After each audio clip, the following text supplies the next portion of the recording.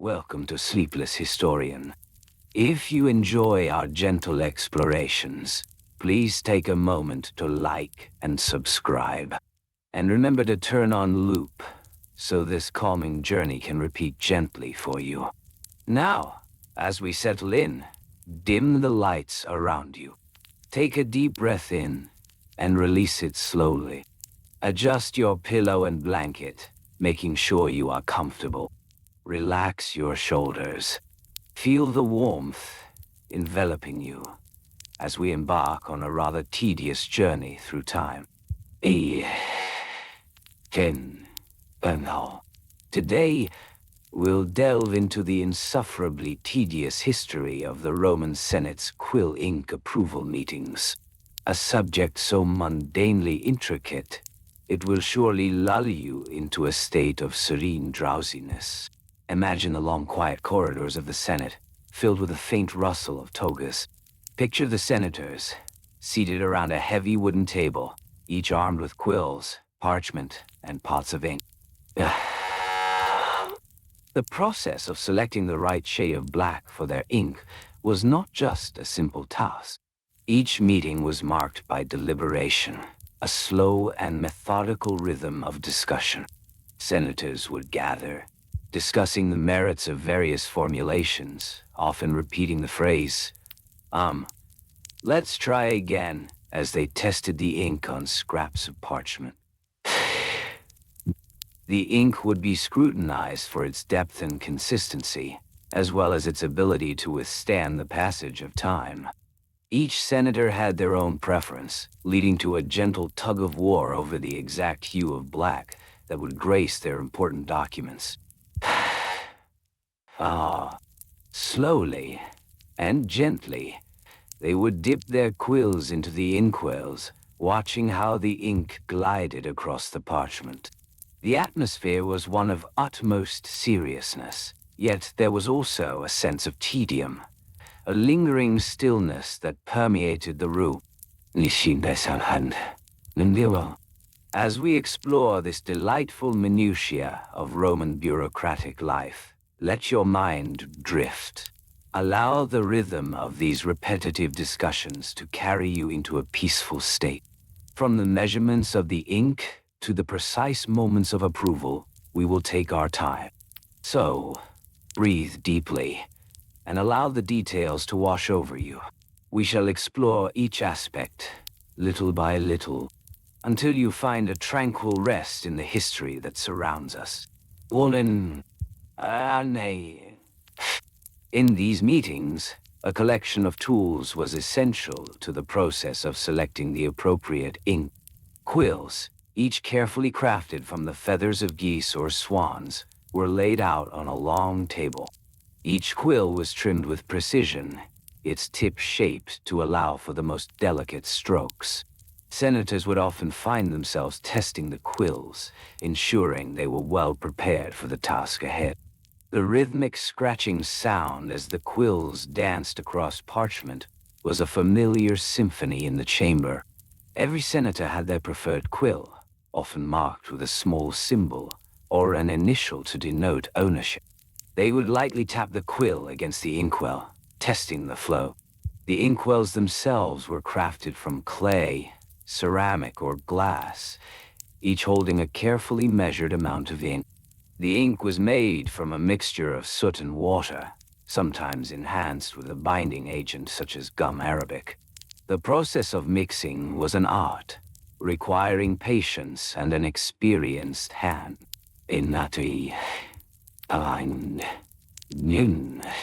As the discussions unfurled, senators would bring forth their own samples of ink, each one contained in small, neatly sealed vials. These vials were often labeled with the date of creation and the name of the artist or scribe who had prepared the ink. The labels were written in the finest script, showcasing the very best of Roman calligraphy. Each senator would present their sample, allowing others to observe its characteristics. Slowly and gently, they would open each vial, releasing the faint aroma of the ink into the air. The senators would then take turns dipping their quills into the inkwells, observing how the ink held to the feather and how it transferred to the parchment. The ink was expected to be both rich and deep, a true representation of the authority of the laws being inscribed. Every senator had a slightly different standard for what constituted ideal ink. Some preferred a glossy finish, while others favored a matte appearance. These subtle preferences led to extended discussions about the merits of each shade of black. Let's try again would echo through the chamber as senators would request a different sample, often leading to a flurry of ink vials being passed around. The measurements of the ink were precise. A single drop was often sufficient to test the quill's performance. Senators would dip their quills and lightly touch them to the parchment, allowing the ink to flow naturally, creating a small test stroke. They would examine the results closely, often holding the parchment to the light, scrutinizing the depth of the hue. During these deliberations, the senators adhered to a strict code of etiquette. Each senator would wait patiently for their turn, nodding in agreement or offering gentle suggestions, never interrupting. The atmosphere was one of calm respect, allowing each individual to voice their thoughts on the ink being evaluated. The discussions often meandered into side conversations about the history of ink itself. Senators would share anecdotes about famous scribes who had perfected the craft. The tales would be woven into the fabric of their discussions, providing a gentle backdrop to the tedious process. As time passed, the sun would shift, casting soft shadows across the chamber. The warmth of the day would invite a sense of drowsiness, encouraging an unhurried pace to the proceedings. Senators would take a moment to adjust themselves in their seats, shifting slightly to find comfort, ensuring their posture was dignified yet relaxed. Every so often, a senator would lean back, taking a moment to breathe deeply. They would close their eyes briefly, allowing the rhythm of the discussions to lull them into a state of calm. Breathe deeply, one might remind the others, as they all took a collective moment to inhale and exhale. The ink samples would continue to be tested, one after another, with each senator carefully noting their observations. "This one is too watery," another would comment, prompting a gentle shift in the selection process. The senators would nod, their heads moving in a synchronized manner, a soft rhythm that mirrored the ebb and flow of their discussions.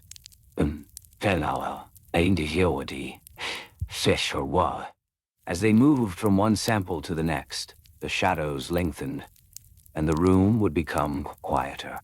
The sound of quills scratching against parchment created a soothing backdrop. The senators would sometimes pause, allowing the silence to fill the space before the next sample was presented. In this calm environment, the minutes would blend into one another.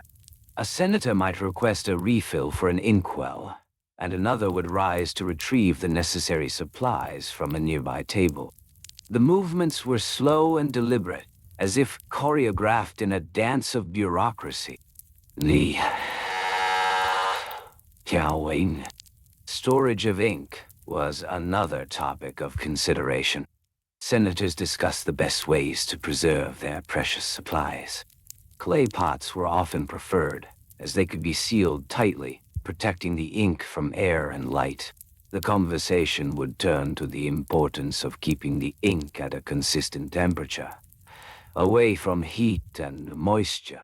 "Let's try again," would echo gently, as if urging the senators to refocus, to return to the task at hand.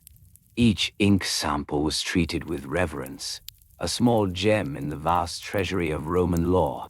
As the meeting continued, the shadows deepened, and it became apparent that hours had slipped away. Senators would occasionally glance at the hourglass on the table, its grains of sand trickling down methodically.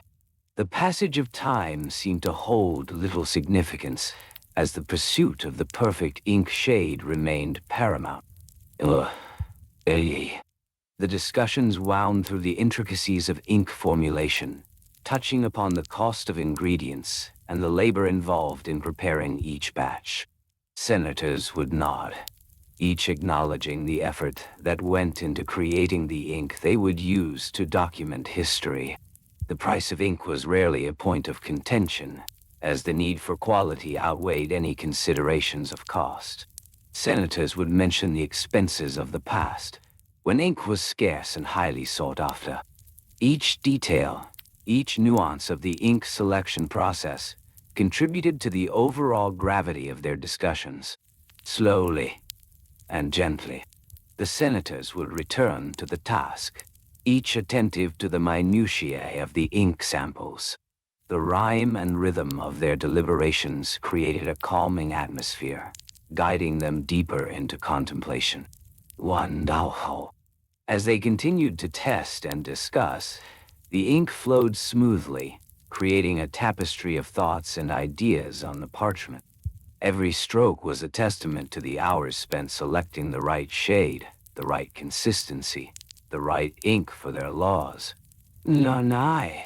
The meeting would carry on, a gentle exploration of color and texture, with each senator committed to ensuring that the ink they chose would stand the test of time. Each decision made in that room would echo through the ages, a silent witness to the history that was being inscribed. Let your mind drift, as the senators did, through the details and the discussions, feeling the weight of history settle comfortably around you. Relax your shoulders, take a deep breath, and let the rhythm of this tedious but vital process guide you into a serene state of tranquility.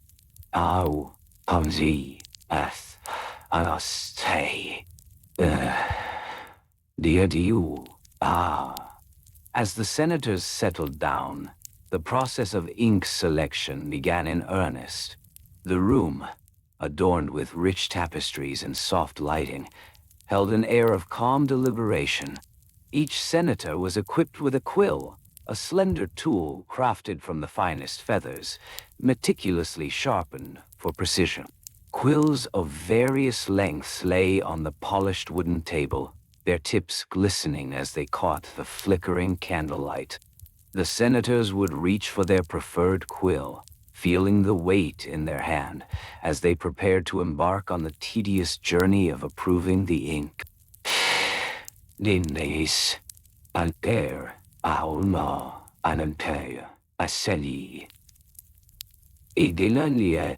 The ink itself was stored in small, elegant containers, meticulously labeled to indicate its shade and consistency.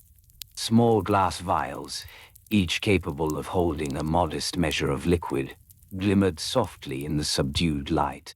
The senators would carefully open each vial, taking a moment to inhale the faint earthy scent of the black liquid within. This ritual was not merely about selecting ink, it was a sensory experience. The sound of the stopper being removed, the gentle slosh of the ink as it met the air, all contributed to the atmosphere of concentration. The senators would dip their quills into the ink, observing how it adhered to the feather. Each senator, with their own experience and preference, would take note of the fluidity, the richness of the color, and the way it flowed onto the parchment. Let us examine this shade further, one might say, as they swirled the quill in the vial, allowing the ink to gather at the tip. The other senators would nod in agreement, a soft murmur of approval echoing around the table. Oh. Then, with steady hands, they would make marks on the parchment, each stroke deliberate and measured. The senators often engaged in discussions about the nuances of the ink. This one is perhaps too glossy, another would say, their voice low and calm, and the finish may not last. They would pause, contemplating the implications of their findings. The act of writing was not merely functional. It was an art form, a reflection of their deliberations, and each detail warranted their full attention. The colors they chose would become more than mere ink. They would symbolize the unity and resolve of the Senate. As they wrote, the senators would occasionally glance at one another, their expressions serene, the weight of their decisions settling around them like a warm blanket. "What do we think of this shade?" one would inquire, holding up the parchment for all to see. The senators would lean in closer, their collective gaze examining the lines, the depth of the black, the glimmer of the ink under the gentle light. Nay, the ink approval meetings were scheduled meticulously, often recurring every few weeks, ensuring that they remained on track with their legislative duties. Each meeting would begin promptly at dawn, the senators arriving with their own thoughts, their own preferences, and their own expectations. This early start not only allowed for a fresh perspective, but also provided ample time for thorough exploration of the materials before them. The soft glow of sunrise would filter through the windows, casting a gentle light upon the table, enhancing the quiet solemnity of their task. As the sun rose higher in the sky, the senators would often take a brief intermission to reflect. They would sip from small cups filled with warm herbal tea, the aroma wafting through the air, creating a soothing ambience. This pause in the meeting allowed for a moment of respite, a time to let the discussion settle before venturing back into the complexities of ink selection. "Let us rest for a moment," one might suggest softly, and the room would embrace the stillness. Ida. After their brief interlude, the senators would return to their tasks, the conversation resuming in hushed tones. "Perhaps we should revisit the previous samples," one would propose, their voice gentle and inviting. The senators would nod, and the process would begin anew. They would lay out the ink samples in a neat row, each one a testament to their diligence. The repetition of this process became a rhythmic dance, a cycle of selection, discussion, and reflection. As they transitioned from one sample to the next, the senators would often employ various methods to test the ink. Some would make broad strokes, while others preferred fine lines, examining how each ink responded to different techniques. The parchment would fill with a variety of strokes, each one a small contribution to the overall assessment. "This shade feels too thin," a senator would mention thoughtfully, while another would add, "I believe a more robust ink would serve us better." The gentle back and forth of their dialogue provided a soothing backdrop, lulling the room into a sense of calm and focus. The senators would keep meticulous notes of their findings, writing down their observations and preferences on separate sheets of parchment. Each note was penned with care, the quills dancing gracefully across the surface. The sound of parchment being written on echoed softly, a soothing rhythm that blended into the fabric of their discussions. The written word was important. It would serve as a reminder of their choices and discussions long after the meeting had concluded.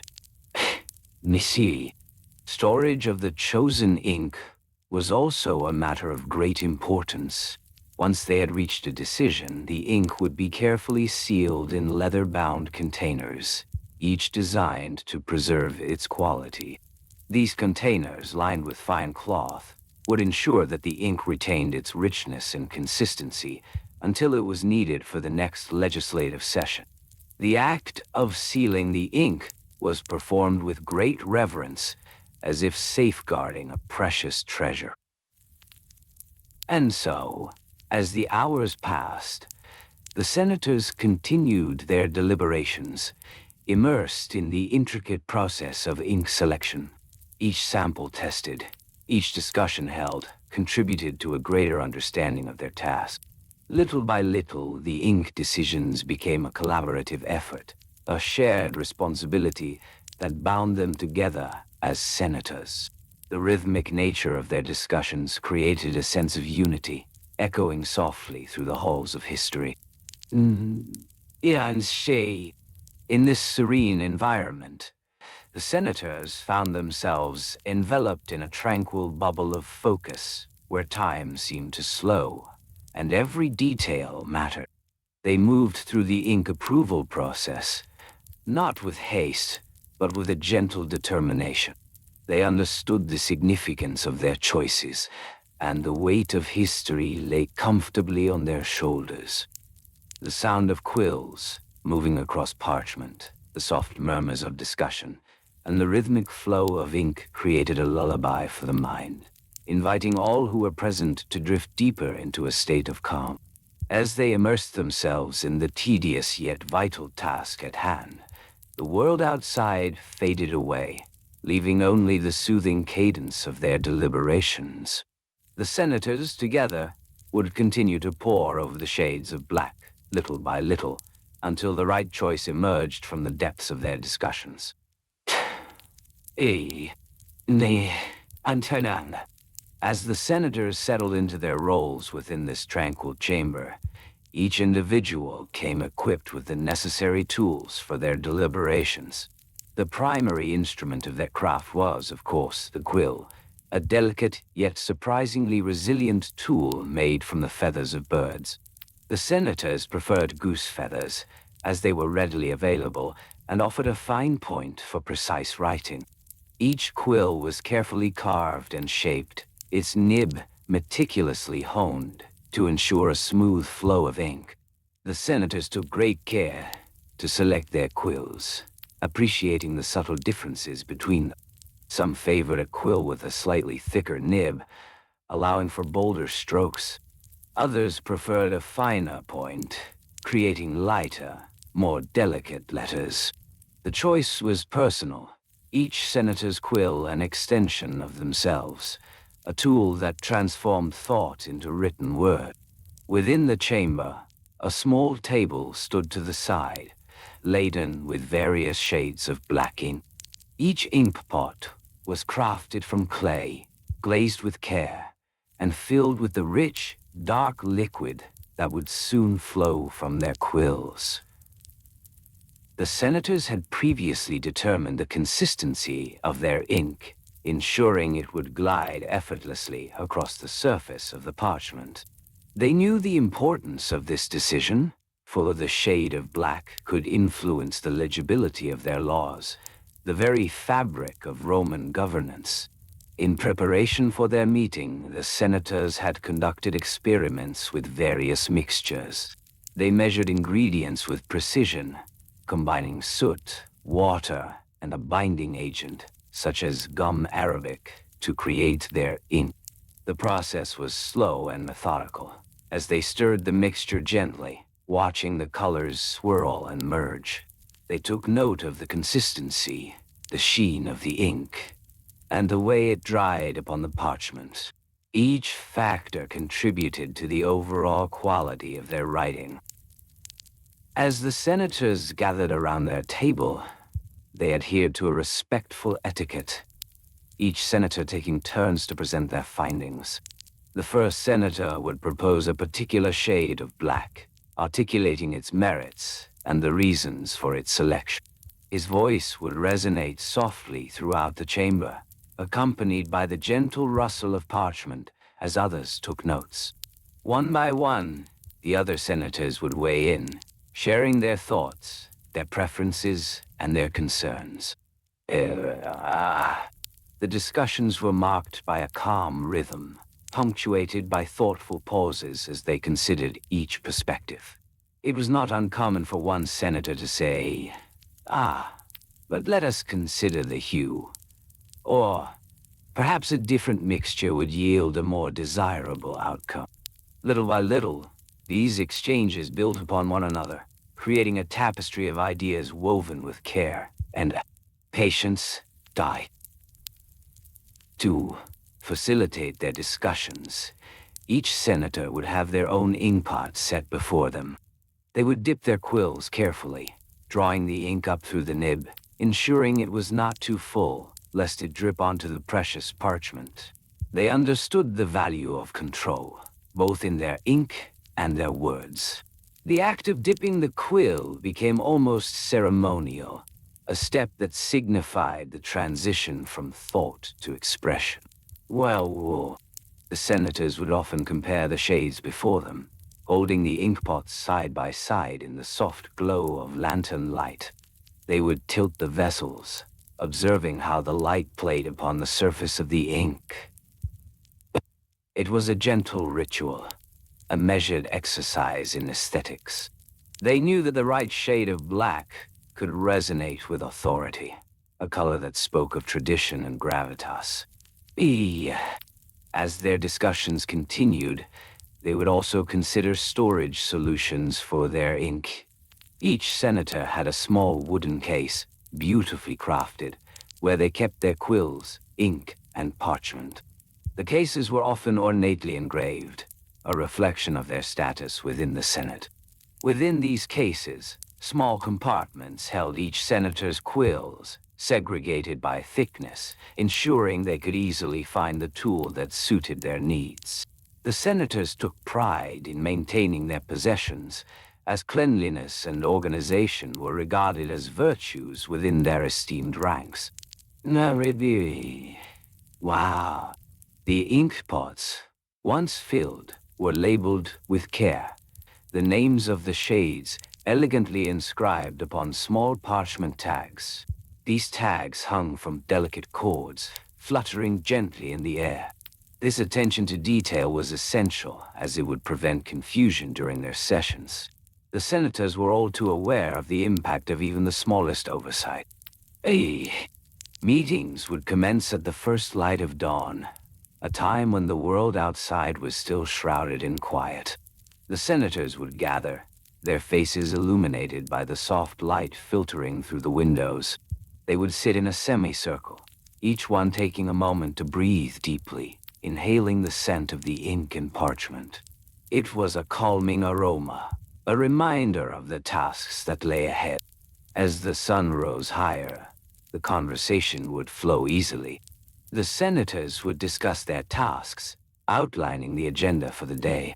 They would set a gentle pace, dedicating the morning to the ink approval process. They were aware that the nuances of their discussions required time, and they were committed to the art of deliberation. On occasion, the senators would introduce new shades to their discussions, colors that had been brought from distant lands. They would examine the shades with care, noting the differences in viscosity and texture. Each new hue was met with curiosity, the senators eager to explore possibilities. They would work slowly, mixing small quantities of ink, checking for consistency, and evaluating the resulting color. It was a meticulous process, but one that brought satisfaction with each successful experiment. As the day progressed, they would break for refreshments, enjoying simple fare. The senators would sip on diluted wine, a recipe passed down through generations, infused with honey and herbs. This brief interlude allowed them to recharge, to let their minds wander before returning to the task at hand. Once refreshed, they would resume their discussions, the ink pots waiting patiently at the ready. They would reflect on their earlier deliberations, often returning to the shades they had previously evaluated. Let us revisit the deep black, one senator might suggest, to ensure we have made the right choice. With this gentle nudge, they would pore over their notes, bringing past discussions to the forefront of their minds, little by little, until clarity emerged. In this serene atmosphere, the senators continued their work, their discussions laced with a sense of purpose. The soft sound of quills against parchment, the gentle clinking of ink pots, and the quiet rustle of their robes created a symphony of productivity. They were a collective, each one contributing to a greater cause, their decisions resonating through the annals of history.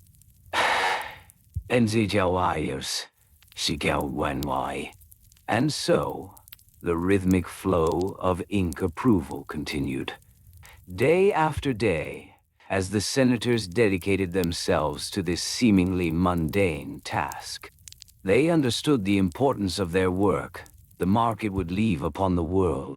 Each shade of black selected was a symbol of their commitment, a testament to the power of deliberation, and a reminder that in the grand scope of history, even the smallest decisions hold weight. As the senators settled into their routine, the gentle cadence of their work became a familiar melody. Each senator had a designated space, a small wooden desk, polished to a soft sheen. The desks were arranged in a semicircle, allowing for easy communication yet maintaining personal boundaries, a delicate balance. Each senator kept their own set of tools, quills, ink pots, and sheets of parchment. Within arm's reach, a small collection of necessities that served a grand purpose. The quills, often crafted from the feathers of geese or swans, were chosen with care.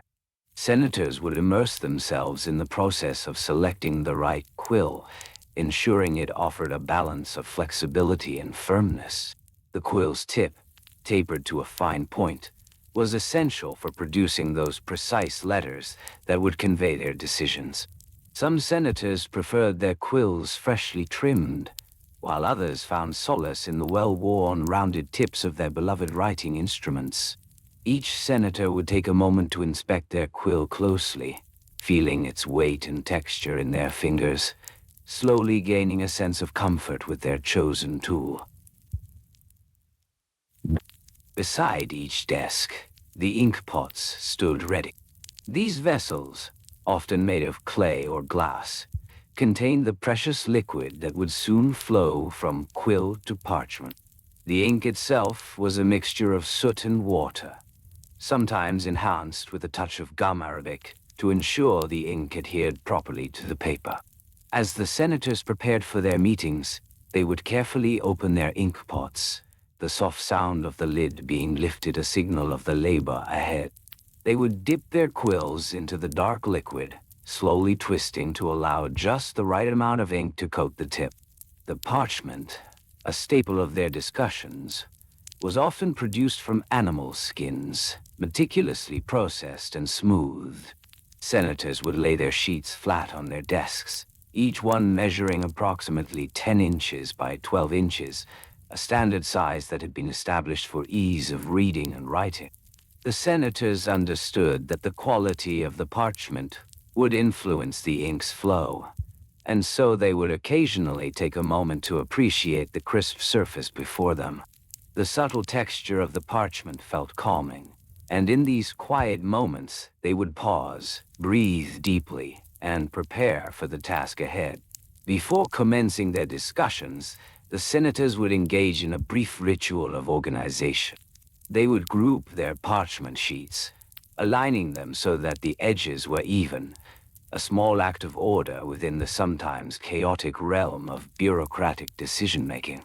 They would place their ink pots beside their quills, making sure everything was within reach, creating a small haven of productivity, and then, little by little, they would gather their thoughts, reviewing their previous discussions, reflecting on the shades they had already evaluated. In Togo, Wunyais. As the meeting commenced, the senators would take turns speaking, each senator contributing their thoughts on the various shades of black before them.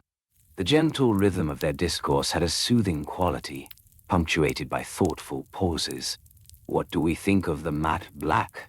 one senator might inquire softly, prompting another to respond in kind.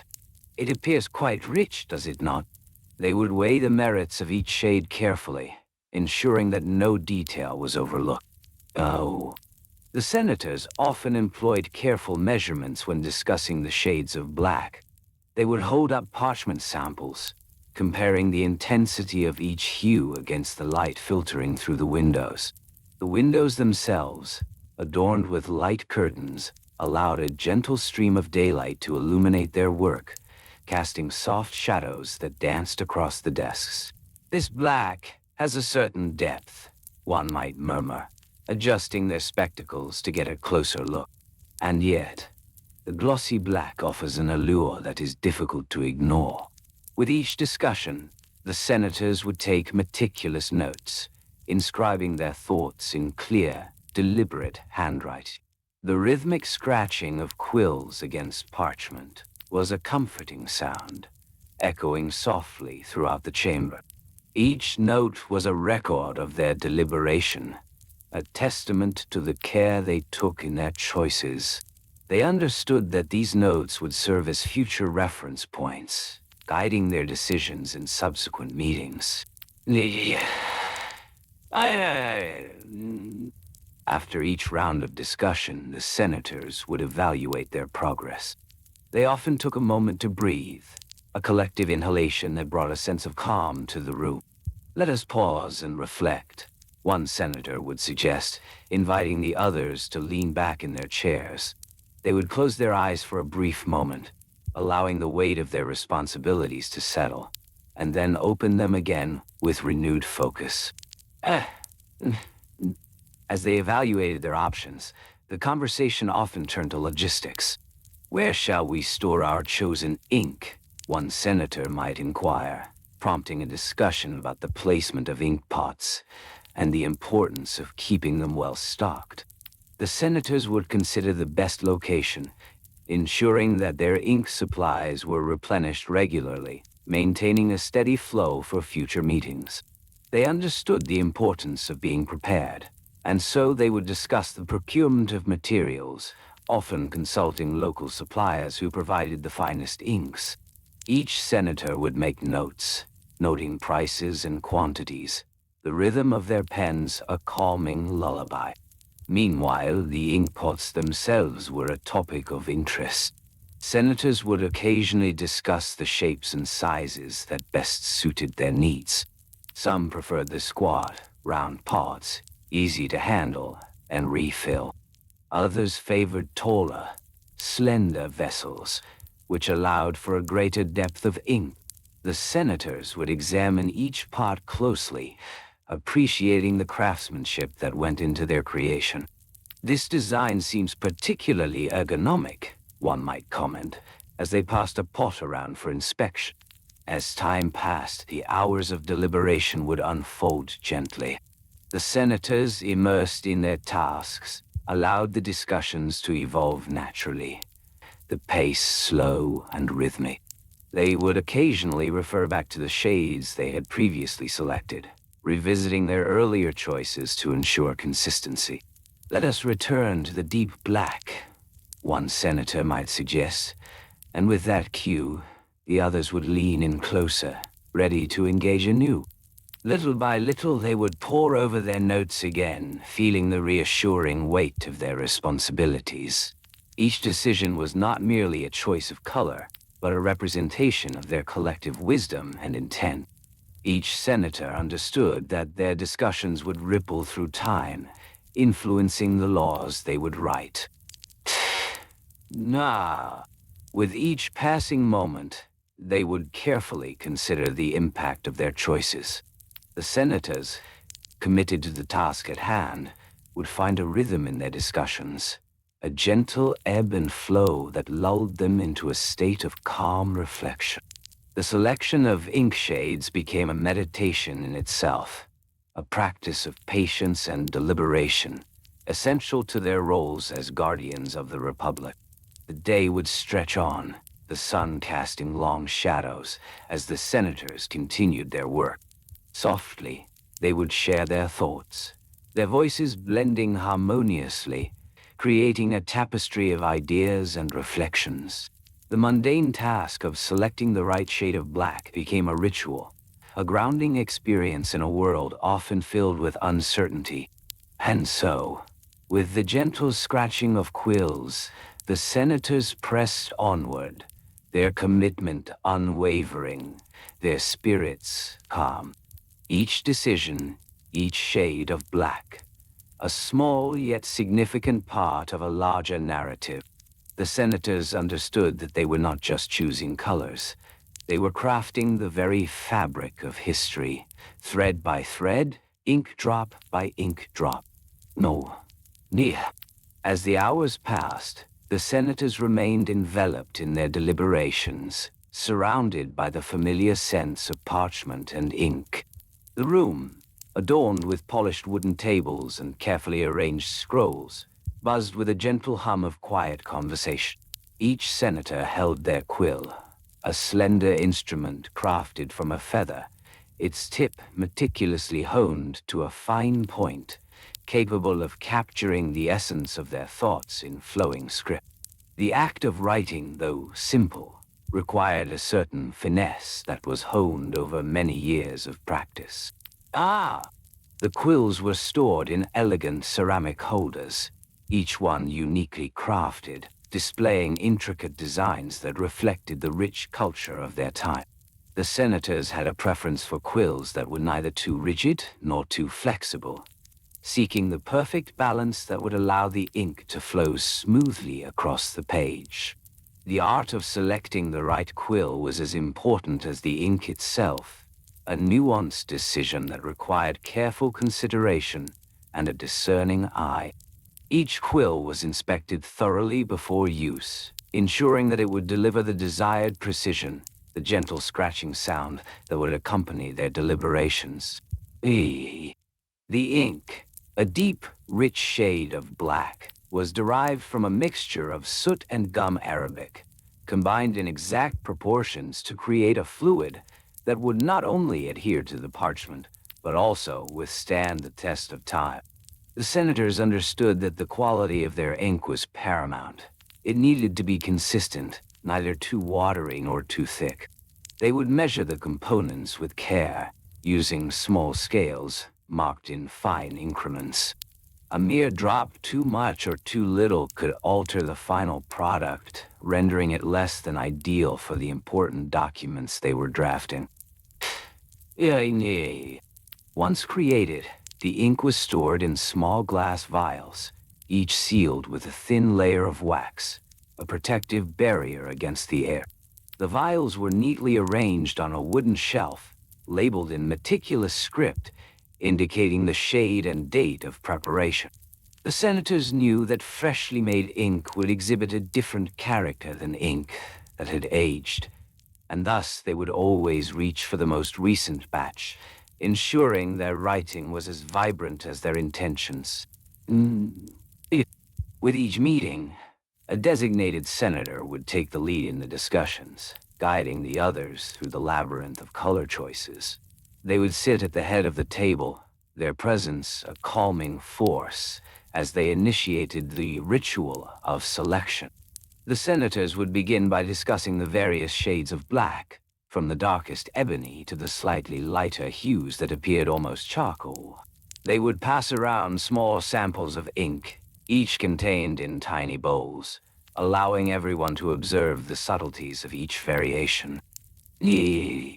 As they examined the inks, they would hold the bowls up to the light, watching as it reflected the slightest changes in hue. The senators had learned to appreciate the nuances, to recognize the delicate differences that could alter the perception of their words. "Let us try again," one might suggest softly, as they dipped their quills into one shade before writing a few strokes on a scrap of parchment. The sound of quill on paper, a soft whisper, would fill the air, accompanied by a gentle rustling as others inspected the results. The senators were patient with one another, fully aware that each attempt was a step toward finding the perfect ink. They would engage in quiet discussions, occasionally leaning back in their chairs, allowing the weight of the day to settle upon them.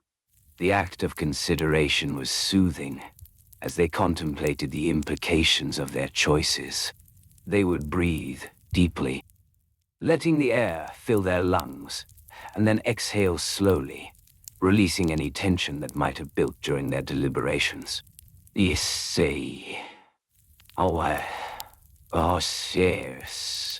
The meeting could take hours, as they explored each option methodically, writing, erasing, and rewriting as they sought that elusive shade. It was a rhythm of repetition, a dance of deliberation that reflected the patience of their roles as lawmakers. Perhaps this one, another senator would suggest, dipping their quill into a new bowl of ink, testing its texture against the grain of the parchment. The others would watch closely, their gazes fixated on the strokes forming letters, assessing each curve and line. As they reviewed the samples, they often found themselves lost in thought, their minds wandering to the implications of the laws they would create with this ink. Slowly, they would return to the task at hand, gathering their thoughts before speaking again. "Let us consider," one would say, their tone gentle, as the group nodded in agreement. The room would become enveloped in a serene silence, the only sound being the occasional scratch of a quill or the soft shuffle of parchment. Kiemo, Babto, hi. Our time passed unnoticed, the sun tracing its path through the sky outside the window, casting shifting patterns of light across the table. The senators remained focused, their discussions weaving a tapestry of ideas and considerations. Each decision was not taken lightly. They were the custodians of their laws, after all, and the ink they chose was a vital part of that legacy. The weight of history hung in the air, a comforting reminder of the importance of their work.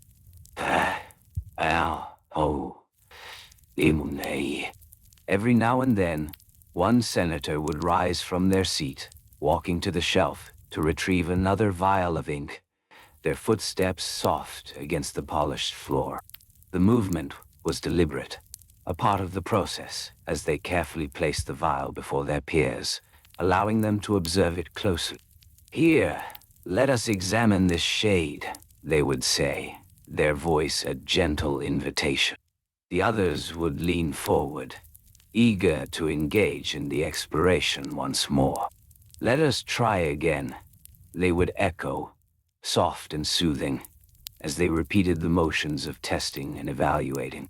It was a ritual, a shared experience that bound them together, creating a sense of unity in their pursuit for the ideal ink.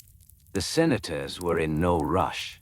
They understood that such decisions required time, and so they settled into the rhythm, allowing their minds to embrace the task at hand. And so, the hours slipped away, each moment filled with the quiet intensity of determination. The senators were aware that the ink they chose today would be a part of their history tomorrow. The delicate dance of quill and ink was more than mere choice. It was a reflection of their values, their principles, and their commitment to the Republic. With each stroke of the quill, they were crafting not just laws, but the essence of governance. As the shadows deepened, filling the room with a tranquil ambience, the senators found comfort in their routine. The process of selection, though tedious, was a balm for their spirits. They would breathe in the gentle aroma of ink and parchment, and breathe out their worries, allowing the calm to envelop them once more. Little by little, they would inch closer to their goal, their focus unwavering, their hearts light. As the senators continued their deliberations, they would often refer to their detailed records. These records were kept in finely bound ledgers, crafted from high-quality leather. Each ledger was filled with pages of linen paper, chosen for its durability and smooth texture, perfect for capturing the nuances of their discussions. The ink, when finally selected, would flow seamlessly from the quills, leaving behind a mark of permanence. The senators understood the importance of preserving their thoughts, ensuring their decisions would echo through time. The quills themselves were carefully selected instruments. Each senator had their preferred quill, a tool that became an extension of their hand. These quills were fashioned from the feathers of geese or swans, meticulously prepared for optimal performance. The senators would gently test the quills, running their fingers along the spine, feeling the balance and weight. Little by little, they would dip the tip into the ink pot, measuring the ink's viscosity against their expectations. They would observe how the ink clung to the quill, appreciating the subtle differences in flow and saturation. The ink pots were equally important, often made from clay or glass, with small, wide mouths to facilitate easy access. Each pot would be filled with ink that varied in consistency and shade. The senators would spend moments contemplating the hue, noting how certain shades of black appeared richer under the flickering glow of oil lamps. They would engage in quiet discussions, sharing their thoughts on the depth of color and the clarity it would bring to their written words. In this tranquil setting, a sense of etiquette prevailed. It was customary for senators to take turns presenting their observations. Each senator would wait patiently, allowing their peers to voice their thoughts. This gentle exchange created a rhythm, a soothing back and forth that mirrored the very ink they sought to perfect. With each contribution, they would nod in understanding, acknowledging the importance of every perspective. The measurements of ink and quill were precise, often discussed with great care.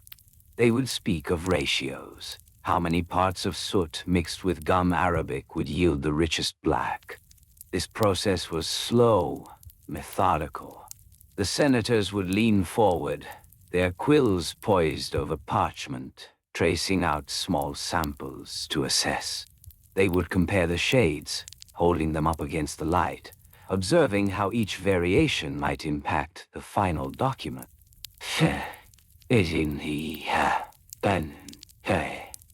As the hours passed, they would take short breaks to refresh their minds. During these intervals, the senators would sip from clay cups filled with warm water or diluted wine. This was a moment of stillness, a chance to reflect on their work before returning to the task at hand. Little by little, they would gather their thoughts, allowing the calmness to wash over them like a gentle wave. Whoa! The senators were fully aware of the stakes. The ink they chose would be integral to the laws they were drafting. This awareness only deepened their commitment to the process. They would often remind each other that the right shade of black was not merely a matter of preference, but a crucial element that conveyed authority and permanence. The chosen ink would stand as a testament to their collective wisdom, their dedication to the Roman Republic. To help maintain focus, the senators devised a system for labeling their ink samples. They would write small notations, indicating the ratio of ingredients and the date of preparation. This meticulous documentation ensured that they could replicate their findings in future sessions. The labels were carefully affixed to each ink pot, a small detail that contributed to their overall organization.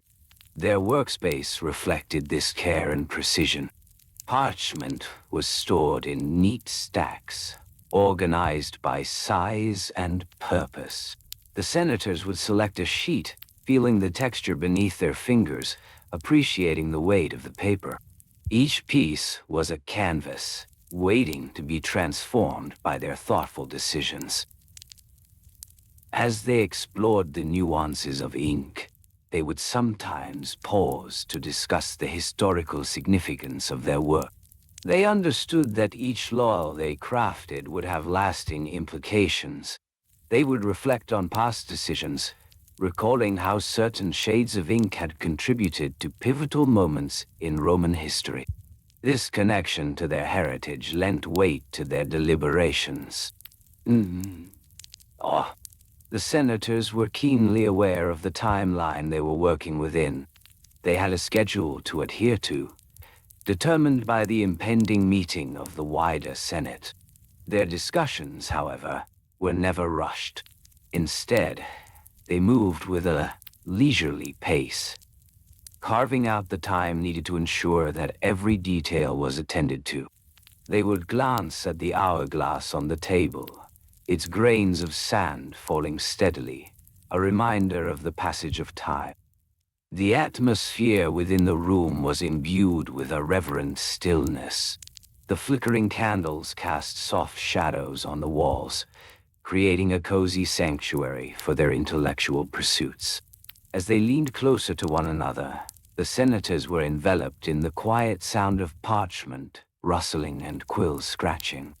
This harmony added a comforting backdrop to their contemplative discussions. Isadoarze, Iwa, Yan. Little by little, the ink selection process would progress. Each senator would express their preferences, sharing insights on the qualities that mattered most to them. Some would advocate for a glossy finish, while others favored a matte look, believing it enhanced readability. The senators understood that these choices were personal, yet they were also part of a broader conversation about the identity of their lord. As they gathered their thoughts, they would look back at their notes, reflecting on previous selections. They would discuss how certain inks had faded over time, while others remained vibrant. This knowledge guided their choices, reinforcing the importance of selecting not just for the present, but for the future as well. The senators embraced this journey of discovery. Each moment spent in deliberation was a chance to learn from one another, to explore the subtle intricacies of their craft. They would often find joy in the simplicity of their task. The act of writing, of choosing the right ink, was an affirmation of their shared purpose. The quills dipped once more into the pots, the senators continuing their meticulous evaluations. They would often revisit their favorite shades, testing them against the parchment, allowing the ink to flow freely, revealing its true character. Little by little, they would chart their progress, documenting each step of their journey toward the perfect shade of black. As twilight descended outside, the senators remained engrossed in their work. The room was filled with an air of tranquility, a peaceful sanctuary where the weight of the world felt light. They understood that in this moment, their pursuit was not just about ink, but about the very essence of governance, the very foundation of their republic. They would breathe in deeply, feeling the calm wash over them once more, centering themselves in the task ahead. As the senators continued their delicate evaluations of ink, they surrounded themselves with an array of tools designed for their task. Each senator had their own collection of quills, crafted from the finest feathers available. The feathers, imported from distant lands, varied in size and texture, each offering a unique writing experience. The senators gently selected their quills, feeling the smoothness of the feathers between their fingers. They would often hold the quill up to the light, inspecting it for any imperfections, ensuring that it was perfect for their purpose. The ink pots were carefully arranged on the wooden table. Each pot was crafted from clay, shaped by skilled artisans. The earthy tones of the pots contrasted with the deep, dark shades of the ink contained within. The senators took great care to keep the ink pots clean and free of any residue. They would often use a small cloth, a soft linen, to wipe the edges of the pots before opening them. This simple act was a ritual in itself, a reminder of the importance of their task. Within each ink pot lay a variety of shades of black, each created with precision and care. The senators would occasionally discuss the composition of the ink, the mixture of carbon black and water, sometimes with the addition of gum arabic, which acted as a binding agent. This attention to detail was paramount. The senators knew that the consistency of the ink affected not only how it flowed from the quill, but also how it would appear on the parchment. The parchment used in these deliberations was no less significant. Made from the skins of animals, It was carefully prepared through a lengthy process of soaking, stretching, and drying. The senators often reminisced about how parchment had been a vital part of their history, allowing their words to endure through the ages. Each piece was examined for its texture and weight, ensuring it would be an appropriate canvas for their chosen ink. As the senators dipped their quills into the ink pots, they would pause, taking in the moment, letting the ink soak into the nib of the quill. Slowly, they would draw the quill out, allowing the excess ink to drip back into the pot. This was a practice steeped in tradition, a way to ensure that each stroke of writing would be clear and defined. The senators understood that too much ink could lead to smudging, while too little could make their words faint and difficult to read. Wow.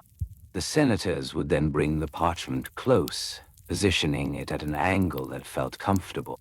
They took a moment to breathe, to settle their shoulders, to allow the tranquility of the room to envelop them.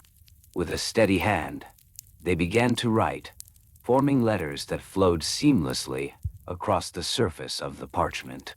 Little by little, they would craft their laws, each letter a testament to their deliberations. After writing a few lines, the senators would pause to evaluate their work.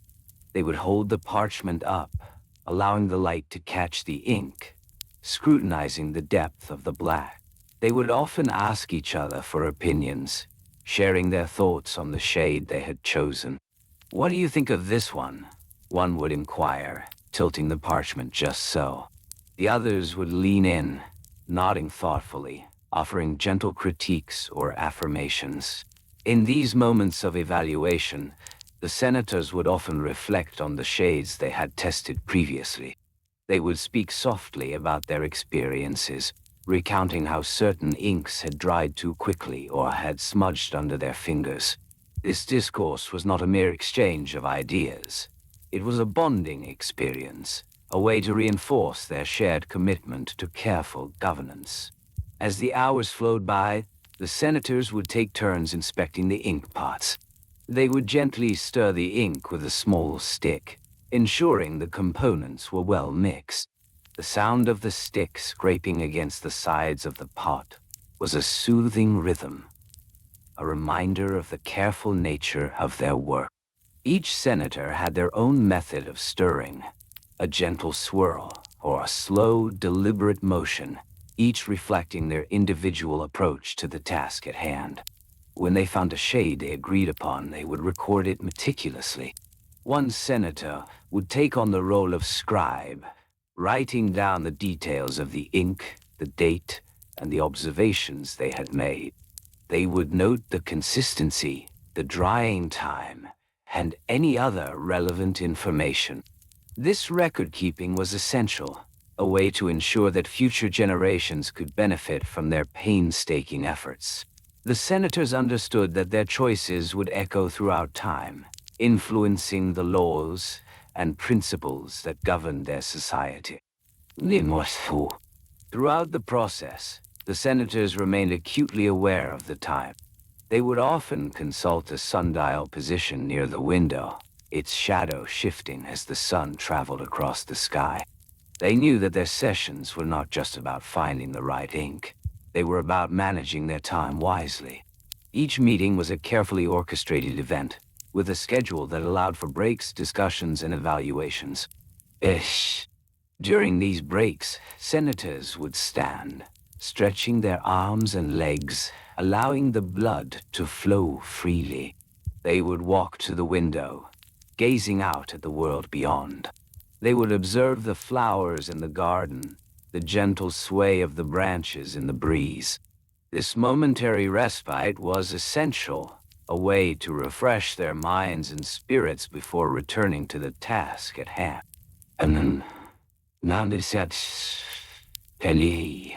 As they returned to their seats, the senators would settle themselves once more, the weight of their responsibilities resting lightly on their shoulders. They would breathe deeply, feeling the calm surround them like a warm blanket. The sound of quills scratching against parchment filled the air once again, a soft, rhythmic cadence that lulled them into a state of focused tranquility. They would often find themselves reflecting on the importance of tradition in their work. The rituals of selecting ink, of choosing the right quill, were tied to the very fabric of their Roman identity. Each senator understood that these mundane tasks were not trivial. They were the threads that wove together the tapestry of their republic. Oh, with each dip of the quill, each stroke of ink on parchment, they were creating a history that would endure. The senators shared a quiet sense of pride in their dedication to this process. They were not just choosing ink, they were choosing the future of their society. And although the task seemed insufferably tedious to many, to them, it was a privilege, a sacred duty they embraced wholeheartedly. In this tranquil setting, the hours stretched on, each moment a gentle reminder of their shared purpose. As the evening light dimmed, the senators continued their work, surrounded by the comforting presence of one another. They would breathe in the soothing atmosphere and allow the rhythm of their task to guide them, slowly and gently, into the depths of their collective endeavor. Ah, ish. As the senators settled into their ritual, the gentle clinking of their tools resonated softly in the expansive chamber. The air was filled with the faint scent of parchment, a reminder of the many laws and decrees that had been inscribed within these walls. Each senator reached for their chosen quill, a delicate instrument crafted from the feathers of geese or swans, their tips finely honed to create a smooth flow of ink. The senators knew that the selection of a quill, while seemingly trivial, played a crucial role in their work. They would assess each quill meticulously, holding it up to the fading light. The senators examined the shaft for smoothness, feeling the texture under their fingers. They would gently tap the nib against their thumb, testing its responsiveness. A slight bend or a feathered edge could disrupt the writing process, and so they chose their instruments with care, each quill a reflection of their own personal style. Once the quills were selected, the senators turned their attention to the ink itself. They often stored the ink in small glass vials, their shapes reminiscent of ancient amphorae. Colors varied slightly, and while they primarily sought a deep black, the nuances of hue were a matter of significant discussion. It was not uncommon for them to engage in lengthy conversations about the depth of blackness, the richness of the tone, and the subtle variations that could emerge when viewed under different lighting conditions. Why? Each vial was labeled meticulously, with the type of ink noted alongside the date of its preparation. The senators understood that ink could degrade over time, and so they would rotate their supplies regularly. Each senator was responsible for ensuring their materials were fresh and suitable for the task ahead. A senator might gently lift a vial and hold it to the light, checking for any signs of separation or sediment. They would nod in approval, or dismiss the ink with a gentle shake of their head, murmuring softly to themselves, "Not today, my friend." The preparation of ink was a process in itself. Senators often collaborated with skilled artisans known as ink makers, who would meticulously blend the ingredients. The primary components of the ink included soot, water, and a binding agent like gum arabic. The soot would be carefully collected, ground to a fine powder, and then mixed with water in a precise ratio. The artisans would heat the mixture gently, allowing it to combine into a silky paste before adding the gum arabic, which would help the ink adhere to the parchment. In their discussions, the senators would often reflect on the ratios, noting how a slightly higher concentration of soot could create a darker, richer ink. They would contemplate the implications of such decisions, understanding that the shade of ink directly influenced the readability and aesthetic of their written laws. The senators were, in a way, artists, crafting not just words, but the very appearance of their words. As the ink was prepared, the senators often found themselves engaged in a comforting rhythm of routine. They would pour the freshly mixed ink into small inkwells, ensuring that each well was filled to just the right level. Too full, and the ink would spill. Too empty, and it would dry out. This delicate balance required patience and precision. Once their tools were assembled, the senators would gather around a long wooden table, its surface worn smooth by the passage of time. The table was adorned with a soft cloth, a simple linen that provided a protective barrier between the ink and the wood. They would light a small oil lamp, the warm glow illuminating their work area and casting gentle shadows across the parchment. The flickering light created an ambience that enhanced their focus, inviting them into a state of serene concentration. In this tranquil atmosphere, the senators would begin to draft their laws. Each senator would take turns, dipping their chosen quill into the inkwell, allowing the ink to cling to the nib before they made contact with the parchment. They would start with a slow, deliberate stroke, creating the first letters with care.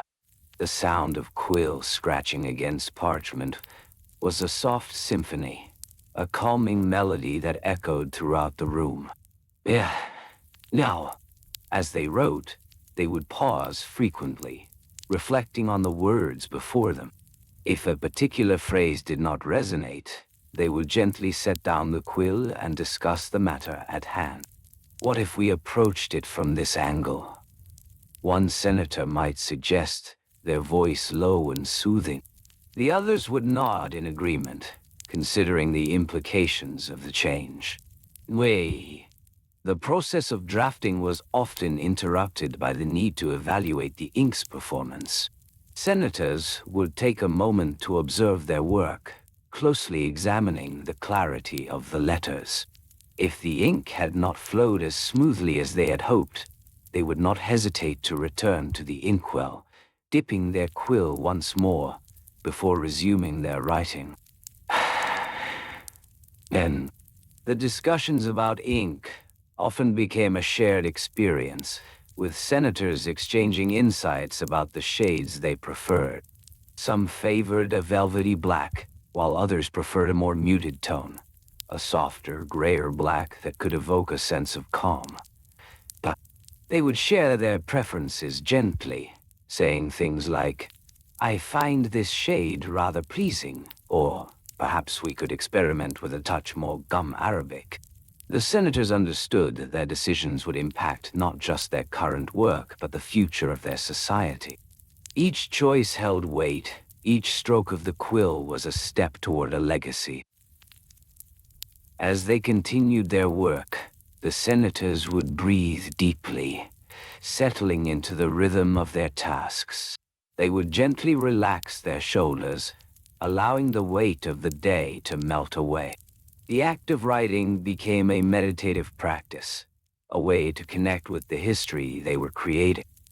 Hours would pass, marked by the slow accumulation of ink on parchment, the gradual emergence of words that would shape the Republic. The senators frequently took time to appreciate the beauty of their craft. They would pause to observe the ink drying on the parchment, its sheen catching the light, transforming their thoughts into tangible form. And then, little by little, they would begin to read aloud what had been written. The soft sound of their voices blended together, creating a gentle cadence that echoed in the chamber. They would listen to the flow of language, considering the impact of each phrase. If a particular word felt out of place, they would speak it gently, allowing the sound to ripple through the air. Let's try again," they would say softly. as they revisited their choices, ever mindful of the ink's role in their dialogue. Through this process, the senators became attuned to one another, forging connections that transcended the simple act of writing. The repetitive nature of their discussions, the gentle ebb and flow of their voices, created a soothing atmosphere. Each senator was committed to the rhythm of their work, to the tranquil moments that punctuated their labor. With each passing hour, the room would fill with the soft glow of oil lamps, the flickering light casting a golden hue over the parchment. The senators would lean closer together, their faces illuminated by the gentle radiance, as they continued their exploration of black ink, taking their time, savoring each choice, and celebrating the artistry of their writing. In the end, the senators understood that their work was a reflection of their dedication to the Republic. The choices they made about ink and quills, about words and phrases, were all part of a larger, sacred duty. They embraced the mundane, the tedious, and the repetitive, knowing that within those moments lay the essence of their craft. They would continue to draft, to debate, and to refine, slowly and gently, as the evening wore on, each senator finding comfort in the rhythm of their labor. No. As the senators settled into their arduous tasks, a quiet anticipation filled the air. They began by gathering their tools, each senator meticulously reaching for their quills. The quills, crafted from the feathers of large birds, were often goose feathers or raven feathers, chosen for their ideal balance of flexibility and strength. In this room, the quills were stored in wooden holders, each compartment dedicated to a specific feather type. Senators would gently select their preferred quill, inspecting its tip for any irregularities. A well-sharpened quill would glide smoothly across the parchment, leaving a rich trail of ink behind. Senators understood the importance of this selection process, as the right quill could influence the very essence of their writing. Once each senator had chosen their quill, they would turn their attention to the inks. In the dim light, several small jars lined the table, each containing a different formulation of black ink. The inks were primarily composed of soot mixed with a binding agent, often gum arabic, to ensure a consistency that would not smudge or fade. The senators would pick up each jar, their fingers brushing against the cool glass, contemplating the subtle differences between each shade. The senators were particularly attuned to the viscosity of the ink. Some inks were thicker, providing a bold and dense line, while others were more fluid, allowing for delicate, light strokes. This attention to detail was paramount. The ink needed to flow just right, capturing the essence of their thoughts and decisions. After all, the ink would become immortalized in the annals of history, serving as a testament to their deliberations. Once the ink was chosen, the senators would proceed to fill their inkwells. Each inkwell was a small, shallow dish, crafted from pottery or glass, designed to hold just enough ink for the day's work. They would dip their quills into the ink, allowing the nib to absorb the liquid. Senators practiced this with care, ensuring that the quill was adequately laden, neither too much, which could lead to unsightly blobs, nor too little, which would cause dry strokes. As they began to write, the senators adhered to a specific etiquette. Each senator took turns to express their opinions and preferences about the shades of black ink, while the others listened attentively. Respectful nods and soft murmurs accompanied the discussion, creating a harmonious cadence. Senators often prefaced their contributions with polite phrases, such as "if I may add," or "might I suggest." The senators would then carefully pass their parchment, adorned with the beginnings of their proposals, around the table. Each parchment was a pristine sheet, handmade from flax or hemp, its surface smooth yet textured, inviting the quills to dance. They would observe how the ink settled on the paper, how it shimmered slightly in the lamplight, a subtle testament to their choices. The discussions would unfold slowly, and they would revisit their writings, time and again, making small adjustments. Each senator would scrutinize the ink density, commenting gently on whether the shade felt too harsh or too muted. The dialogue was methodical and deliberate, a soft ebb and flow of ideas. Perhaps we should try a different ink, one might suggest, prompting the group to pause and reflect. After several iterations, the senators would take a step back, allowing their eyes to rest. They would lean back in their chairs, stretching their arms gently, allowing a moment of tranquility to wash over them. This moment of stillness was essential, a reprieve from the minutiae of their task. It was during these pauses that they would sip from their cups, filled with refreshing water or diluted wine, replenishing their spirits before returning to the task at hand. When they resumed, they would often take a moment to consider the time of day, the position of the sun casting soft shadows across the room.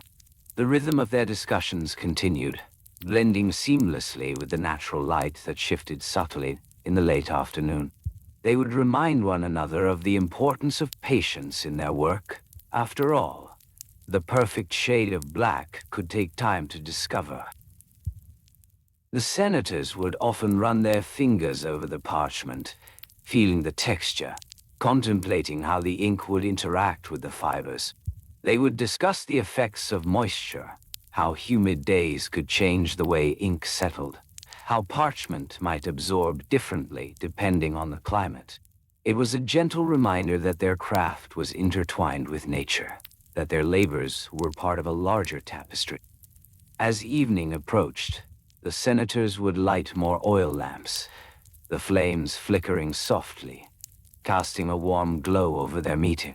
The shadows danced upon the walls, amplifying the serene atmosphere of the room. Their discussions would take on a quieter tone, voices lowering as they considered the implications of their choices.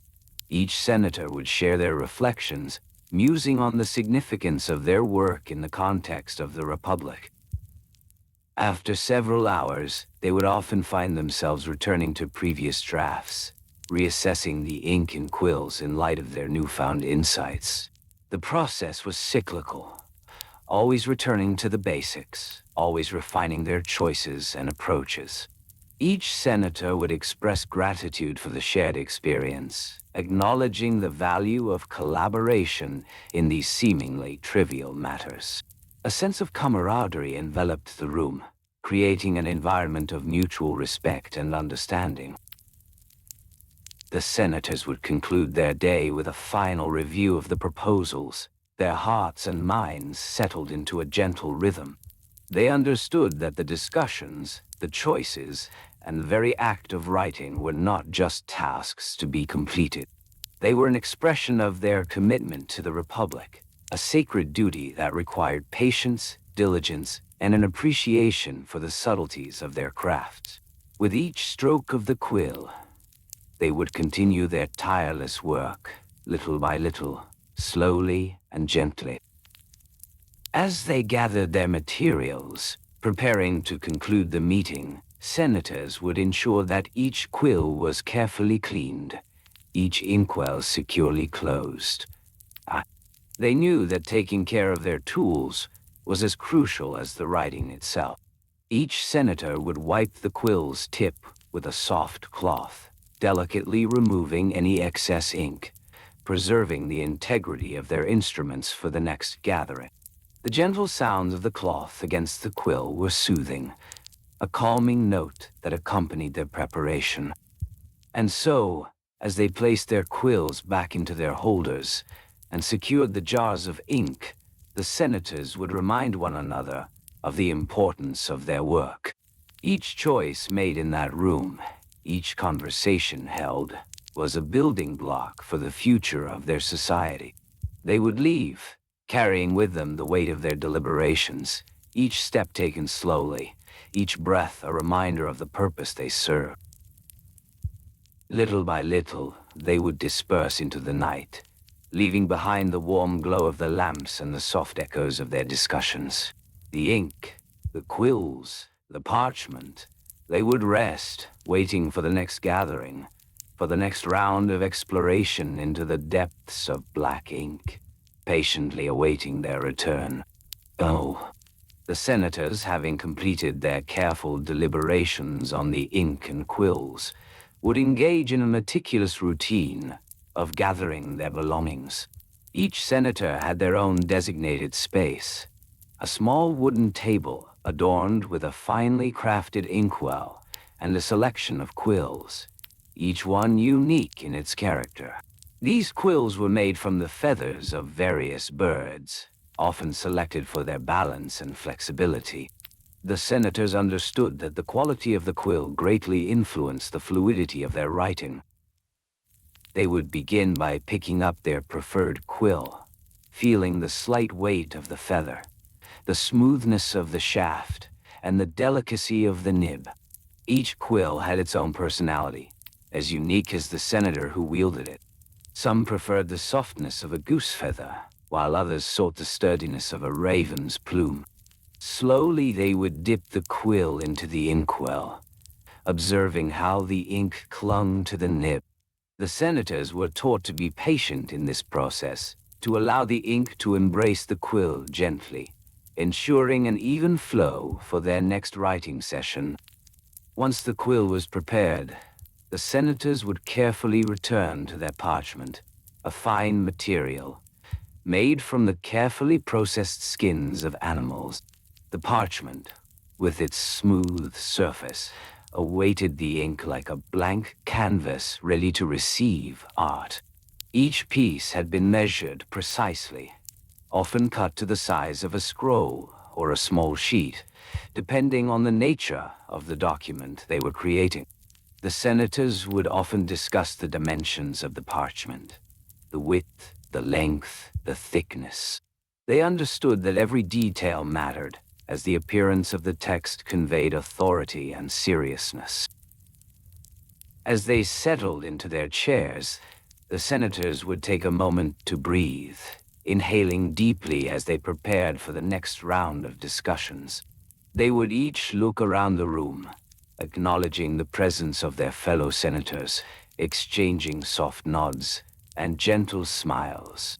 This was a ritual of respect, a moment to appreciate the shared responsibility they bore. The atmosphere was filled with the soft rustle of parchment and the gentle clinking of inkwells being opened once more. The inkwells themselves were made of clay, often painted with intricate designs, showcasing the craftsmanship of local artisans. Each senator would often bring their own inkwell, a personal touch that added to the character of their writing space. They were filled with ink made from natural ingredients, carefully mixed to achieve the perfect consistency and shade of black. The senators would often engage in light conversation about the sourcing of their ink, discussing the local suppliers and the cost of materials, which could vary considerably. The price of ink was a matter of importance. Senators would carefully budget their resources, knowing that the quality of their ink could affect their writing efficiency. Each jar, filled to the brim, usually contained about a pound of ink, enough for several sessions of writing. The senators understood that the ink had to be stored in cool, dry places to maintain its quality. They would often remind one another to keep their inkwells tightly sealed when not in use, for exposure to the air could cause the ink to dry out, becoming thick and unusable. In this way, the senators would engage in a repetitive cycle of preparation, writing, and cleaning, each step flowing into the next. They would write their laws and decrees slowly, allowing the ink to flow smoothly from the quill to the parchment. Each stroke of the quill was deliberate, as they ensured that every letter, every word, was well-formed and legible. They would take their time, often pausing to admire their work, to reflect on the significance of what they had written. Their writing sessions often extended into the evening, with the soft glow of oil lamps illuminating the room. The senators would adjust the lamps as needed, ensuring that the light was just right for their tasks. Too bright, and it could strain their eyes. Too dim, and the words would appear blurry. They understood the delicate balance required in their workspace, the way light and shadow played across the parchment, creating an atmosphere conducive to thoughtful deliberation. During these long evenings, the senators would often discuss the nuances of the ink itself. They would compare shades, noting how certain inks appeared different under various lighting conditions.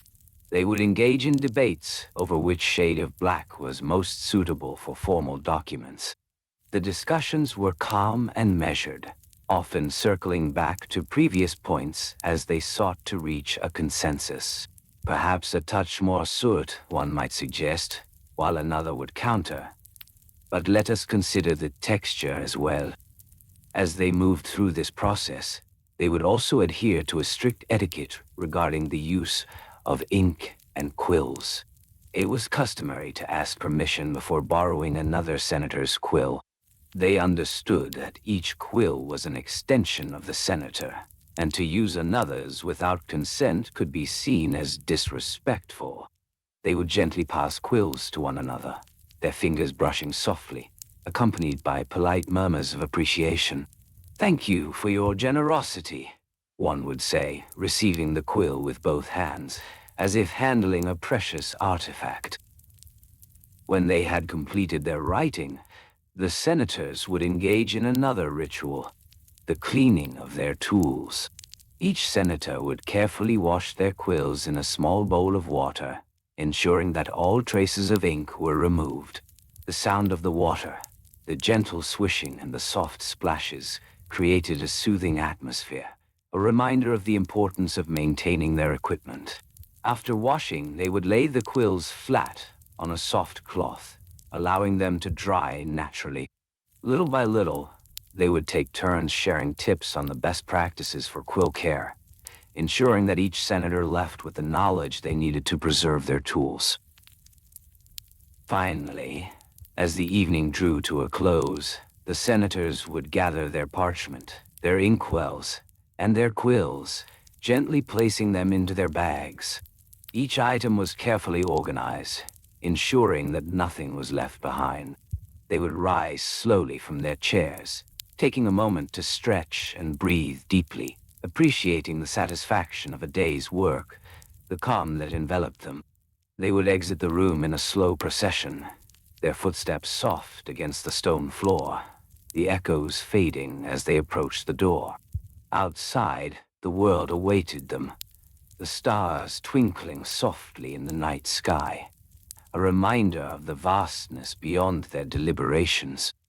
And so, they would step into the night, each senator carrying with them the weight of their choices, the careful deliberations echoing in their minds.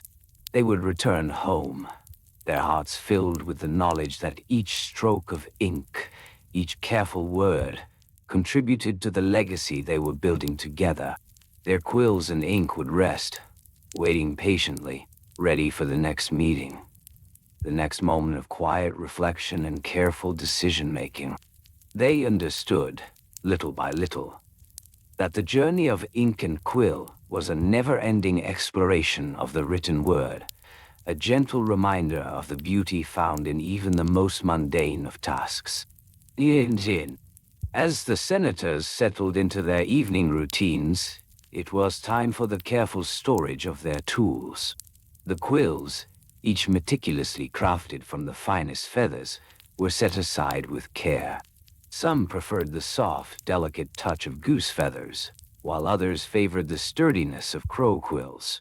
Each senator had their personal preference, and these choices were made with the utmost attention to detail. They would gently wipe the nibs clean, ensuring no remnants of ink remained. The ink, a deep shade of black, was stored in small clay pots, each holding the promise of many words yet to be written. The pots were arranged on shelves in the chambers, labeled with care, noting the date of preparation and the exact shade of black contained within.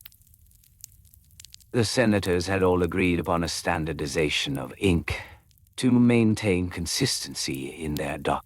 This meant, little by little, adjustments were made to the formulas as they sought the perfect balance. In the dimly lit chambers, they would often whisper about the subtle variations in darkness, some preferencing a richer, more velvety black, while others leaned towards a lighter, more transparent shade. The discussions could extend into the evening, as many found solace in the gentle ritual of debating shades and textures. The conversations drifted like the soft flickering of candlelight, calming and rhythmic as they compared samples they had gathered over time. To prepare for the next meeting, they would select their favorite quills and place them beside their ink pots. This took time, as each senator was particular about the alignment of their tools. They would carefully position their quills, the nibs pointing toward the ink pots, as though inviting them to join in the creation of the written word. The senators understood the importance of etiquette in their gatherings, and so they would take turns to express their preferences, speaking softly and with respect. They might say, "I believe this shade of black carries a certain weight," or, "Perhaps we can consider a deeper hue for formality." Each senator would listen, nodding gently, as they weighed the merits of each suggestion. It was a slow exchange, a dance of ideas, where patience reigned supreme. As the meetings progressed, the senators would consult their records, meticulous notes detailing the outcomes of prior ink approval sessions. These notes were written in a fine hand, the ink flowing from their quills with a satisfying rhythm. The senators would reference these records, ensuring that no decision was repeated unnecessarily. The lists had grown long, each entry a testament to their commitment to the craft. The ink approval meetings were held at the same time each week, always in the early evening. The senators would gather, one by one, arriving with their own set of quills and ink pots. The sound of their footsteps echoed softly in the stone corridors, a gentle reminder of the routine they had established. Once assembled, they would take a moment to breathe, inhaling the scent of ink and parchment, letting it fill the air around them. The initial discussion would often center around the effectiveness of recent ink samples. Senators would bring forth their findings, carefully prepared on small scraps of parchment. Each sample was labeled, often with a date and a name, and the senators would spread them out on the table. They would lean in, examining the samples closely, their breaths mingling in the quiet space. Little by little, they would engage in a detailed analysis. A senator might say, "This one seems to dry too quickly," while another would counter, "Yet it produces a lovely sheen." The rhythm of their voices created a soothing cadence as they explored every aspect of their craft. The process could take hours, with some senators taking meticulous notes on each sample. They would record observations about how the ink flowed from the quill, the way it pooled on the page, and the drying time on various types of parchment. Each measurement was taken with precision, as they understood the importance of consistency in their work. The ink itself was a product of careful preparation, a blend of soot, water, and a binding agent. The senators would often speak of the proportions required, discussing how the slightest adjustment could alter the final outcome.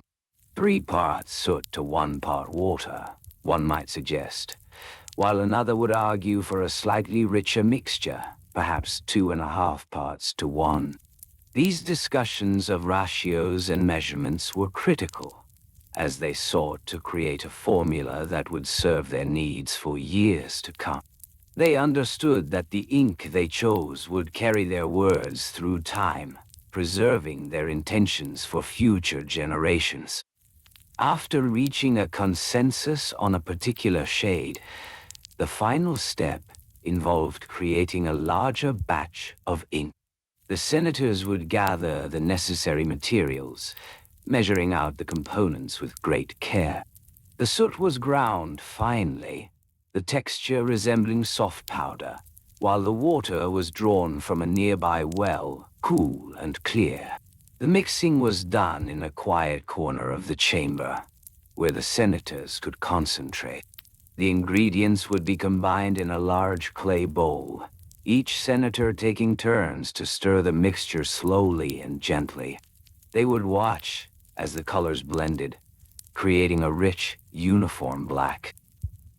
Once the ink was deemed satisfactory, they would pour it into smaller pots, their attention unwavering as they filled each one to the perfect level. The pots would then be labeled carefully, the shade noted along with the date. A sense of accomplishment would wash over them, knowing that their efforts would soon bear fruit. The storage of the ink was another ritual in itself. The pots were placed on shelves, organized by date and shade. As they arranged them, they would often reflect on the history of their work. The countless hours spent deliberating over something as simple as ink. Each pot served as a reminder of their dedication, their commitment to the art of governance. Oh, in this manner, the senators would find solace in the process, little by little. The gentle hum of their discussions, the rhythmic pouring of ink, and the careful organization of their tools all contributed to a sense of calm. They understood that in the world of ink and quill, patience was paramount. Each decision made was a step toward clarity, a pathway to the laws that would govern their society. As they prepared for their next meeting, their hearts settled, knowing that the ink would wait for them, just as they would wait for the quiet moments of reflection that followed each session.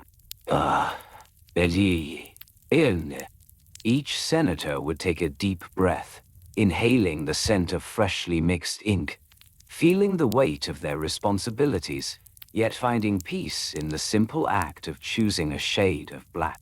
They would gather their tools once more, feeling the coolness of the clay pots in their hands, and settle into their thoughts, ready for the endless, gentle exploration of their craft. The senators would begin their gatherings at the first light of dawn, the sun casting a soft glow over the polished marble floors of the Senate chamber. Each senator arrived promptly, their sandals whispering against the stone, a soothing sound in the stillness of the early hour. They would greet one another with nods, their voices low and measured, as if speaking too loudly might disturb the very essence of their work. They settled into the ornate wooden chairs, carved with intricate details, each chair a unique testament to the craftsmanship of Roman artisans. The senators would place their tools of the trade before them, each item carefully selected for its role in the delicate art of governance. The quills, made from the feathers of geese or swans, varied subtly in thickness and flexibility. Each senator had their preferred quill, chosen for its ability to glide smoothly across the parchment, leaving behind a trail of ink that was both neat and legible. Next came the pots of ink, stored meticulously in a wooden box, lined with soft cloth to prevent breakage. Each pot held ink that had been prepared with great attention. The ink was created from a blend of soot, water, and gum arabic, mixed in precise measurements to achieve the desired consistency. The senators understood that the right shade of black was not merely a color, but a statement of authority, a reflection of their commitment to clarity and order. As the senators began their discussions, they would open the pots of ink, the soft pop echoing gently in the chamber, releasing the earthy scent of the mixture. They would dip their quills into the ink, allowing the nib to absorb just the right amount, ensuring a steady flow for the task ahead. The senators exchanged glances, their expressions calm, as they prepared to discuss their chosen shades. Each senator would take careful notes, the sound of quills scratching against parchment creating a harmonious backdrop to their deliberations. If a senator found the shade unsatisfactory, they would gently set down their quill and propose an alternative, their voice imbued with the quiet respect that characterized their meetings. Perhaps a touch more soot, one might suggest, or a hint of water to lighten the tone. The others would nod in agreement, reflecting on the nuances of color, as if they were artists painting a masterpiece rather than lawmakers choosing ink. The process of approval was methodical, almost ritualistic. Each senator would take turns presenting their preferred shade, their words measured and deliberate. They would dip their quill into the ink, demonstrating on a fresh piece of parchment, the small strokes revealing the depth of color. "Observe," one would say softly, "the way it glistens under the light." The others would lean in, their gazes attentive, soaking in every detail, each stroke a part of their shared experience. Hours would pass as they debated the merits of each hue. The senators understood that clarity in law required clarity in ink, and thus the discussions would meander through shades and tones, exploring the psychological impact of color on the written word. They would consider how the ink would appear under candlelight, whether it would fade over time, or if it might smudge during the handling of parchment.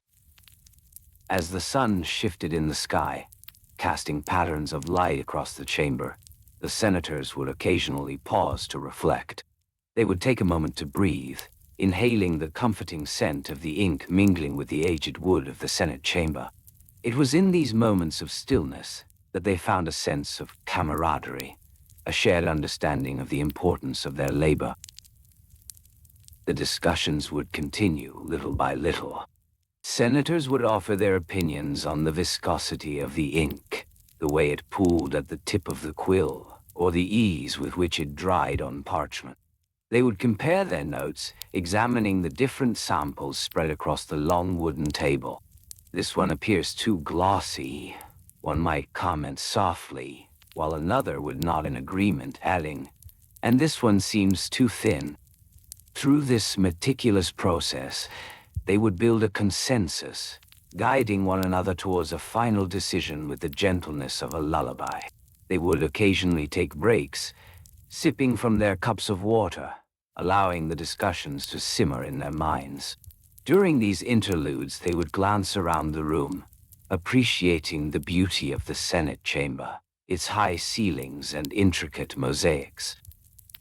When a decision was finally reached, it was often accompanied by a soft sigh of relief. The senators would feel a sense of accomplishment wash over them, knowing that they had contributed to something greater than themselves. They would dip their quills into the chosen ink once more, savoring the moment before transcribing the newly agreed upon laws onto parchment. The act of writing became a meditative process. Each senator would take their time, the strokes of the quill gliding smoothly across the paper, forming letters that would, in turn, shape the future of their society. They understood the weight of their words, and with each letter formed, they felt the gravity of their responsibilities. As the sessions drew to a close, the senators would meticulously clean their quills, gently wiping the excess ink with soft cloths. They would store the pots of ink back in the wooden box, ensuring that each was placed carefully, as if tucking them into a bed for the night. The senators held a deep respect for their tools, understanding that each item played a vital role in the governance of Rome. Finally, they would gather their notes and reflect on the day's work, the faint scent of ink lingering in the air. The sun would begin to set, casting a warm glow across the chamber, and the senators would feel a sense of completion, ready to return to their families and share stories of their day, though perhaps not the specifics of ink. They embraced the quiet satisfaction of having navigated yet another session of deliberation, slowly and gently, choosing the right shade of black together. As the senators prepared for their next meeting, the atmosphere was filled with a sense of solemnity and purpose. They carefully placed their quills, made from the finest feathers, upon their writing desks. Each quill was unique, its shape slightly different, but all were designed for the same purpose: to inscribe the thoughts and decisions that would govern the lives of countless citizens. The senators understood the importance of maintaining a steady hand and a clear mind. They took a moment to breathe deeply, inhaling the faint scent of the ink that lingered in the air, before they began their next round of discussions. Before each session, the senators would consult a small wooden box, intricately carved, which held an array of ink pots. Each pot contained a different mixture of black ink, varying slightly in hue and consistency. The senators had established a system for evaluating these inks. They would take a small amount of each ink, carefully dipping the tip of their quills into the pot, and then they would test the ink on a piece of parchment.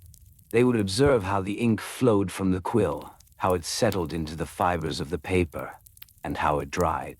This delicate process required patience and precision, as the senators understood that even the slightest variation in shade could influence the interpretation of their word. The ink was often made from a blend of soot and gum arabic, carefully measured to ensure the perfect consistency. The senators would discuss the price of each ingredient, reflecting on how their choices impacted their budgets. The cost of ink was not merely financial, it was also a matter of prestige. The senators took pride in using the finest materials available, understanding that the quality of their ink would reflect their commitment to governance. During these meetings, there was an unspoken etiquette that governed their interactions. Senators would take turns speaking, offering their thoughts on the various shades of ink. When one senator suggested a particular hue, others would nod thoughtfully, weighing the merits of that choice. Gentle murmurs of agreement or disagreement would ripple through the chamber, creating a soothing rhythm.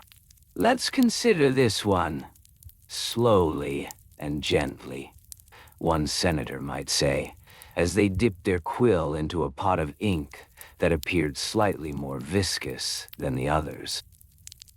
The senators would often engage in lengthy discussions about the subtle differences in shades. They would hold the parchment up to the light, examining how the ink glistened. "This one seems too dark," one might observe. "Perhaps we should try again," another would respond. And then, slowly and gently, they would return to the wooden box, seeking other options. The conversations unfolded like a delicate dance, each senator contributing their insights, their voices low and measured, allowing the weight of the moment to settle comfortably in the air. As the meetings progressed, the senators would take breaks, sipping from small cups filled with water. The sound of the cups clinking softly on the wooden tables blended with the quiet rustle of parchment. During these pauses, they would often reflect on the process of ink selection, reiterating the importance of ensuring that every detail was just right. "It is not merely black," one senator would remind the others. "It is the black that carries our words, our laws." Each senator had their own preferred shade of black, and these preferences were often influenced by personal experiences. Some favored a deeper, richer tone, while others preferred a lighter, more translucent black. They would share anecdotes about previous sessions, times when a particular shade had swayed their decisions, and how a small detail could lead to significant outcomes. "Remember last week's discussions?" a senator might say softly, "when we opted for the lighter ink? It truly conveyed our intentions." These reflections added a layer of warmth to the meetings, as senators recalled how even small choices could have an impact on their collective work. In preparation for the following day, the senators would often stay late into the evening, carefully labeling each inkpot with a small piece of parchment tied with a thin piece of twine. They would note the date, the ingredients, and any observations they had made during the day's deliberations.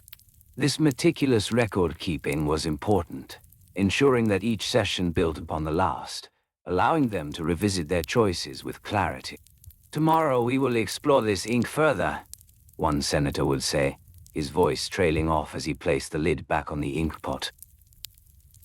As the night deepened, the senators would often find themselves lost in thought, the soft glow of oil lamps casting gentle shadows across the chamber. They would observe the way the light danced upon their carefully organized writing desks, highlighting the quills and inkpots that lay before them. Each item was a reminder of their duty, of the laws they were crafting together, slowly and gently, with great care and consideration. The senators understood the importance of rest, and as the hour grew late, they would begin to tidy their spaces.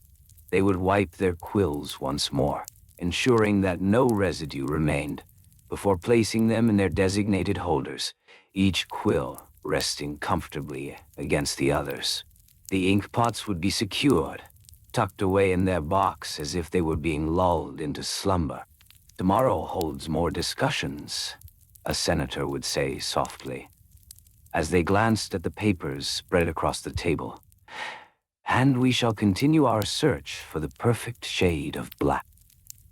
With every action, every word, they embraced the simple rhythm of their work. They found solace in the routine, in the gentle exchange of ideas, and in the shared commitment to crafting a future through the careful selection of ink. The senators would exchange quiet goodbyes, their footsteps echoing softly in the hallway as they left the chamber, the lingering scent of ink serving as a reminder of the deliberations they had shared.